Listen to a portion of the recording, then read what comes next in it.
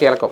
కోడికత్తి కేసులో సీనికి బెయిలు దాదాపుగా 5 ఏళ్ళు అయిన తర్వాత ఎవరికైనా ఆటోమేటిక్గా బెయిల్ వచ్చేస్తుంది అనేది వాళ్ళు మొదటి నుంచి నమ్ముతున్నారు. 5 ఏళ్ళు కూడా పూర్తి అయిపోయింది. ఎందుకంటే జగన్మోహన్ రెడ్డి గారు ప్రతిపక్ష హయాంలో ప్రతిపక్ష నాయకుడిగా ఉన్నప్పుడు జరిగిన పరిస్థితి. అప్పట్లో జగన్మోహన్ రెడ్డి గారిపై కోడికత్తితో దాడి చేసిన కేసు నిందితుడు జనిపల్లి శ్రీనివాసరావు సీనుకు హైకోర్టు ఊరట లభించింది. గత ఎన్నికలకు ముందు 2018 అక్టోబర్ 25 ఘటన జరిగింది.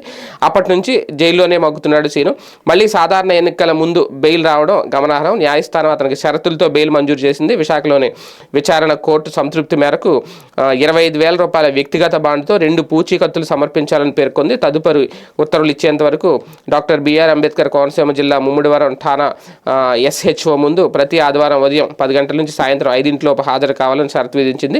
కేసు విచారణకు సహకరించాలని మీడియాతో మాట్లాడొద్దని కూడా ఆదేశించింది. ఈ ఉత్తర్వులతో ప్రభావితం కాకుండా విచారణ కొనసాగించాలని విశాఖ SIO 3వ అదనపు జిల్లా కోర్టుకు సూచించింది. బెయిల్ నిరాకరిస్తూ NIA కోర్టు ఇచ్చిన ఉత్తర్వులను రద్దు చేసింది. హైకోర్టు న్యాయమూర్తులు justice you Durgaprasada Rao, justice M కిరణ్మయితో కూడిన ధర్మాసనం గురువారం కోర్టు తీర్పిచ్చింది. ఒక రకంగా ఊరటని చెప్పాలి. మొన్నటి వరకు వాళ్ళు పోరాటాలు చేశారు, రోడ్లు ఎక్కారు, నిరసనలు చేశారు. CMOకి వచ్చి జగన్మోహన్ రెడ్డి గారిని కలిసే ప్రయత్నం కూడా చేశారు. ఏది ఏమైనా ఎట్టకేలకు సీన్కి అయితే బెయిల్ వచ్చింది. ఆయన అయితే బయటకు వచ్చారు. తర్వాత ఇంకా ఇప్పుడు మీడియా ముందు ఏం మాట్లాడొద్దన్నారు కాబట్టి ఆ కేసు ఇంకా అలాగా సైలెంట్గా ఉంటుందో దాన్ని పట్టుకొని మళ్ళీ ప్రతిపక్షాలు ఏమన్నా అనవసర రాద్ధాంతం వివాదం చేస్తాయా ఏంటనే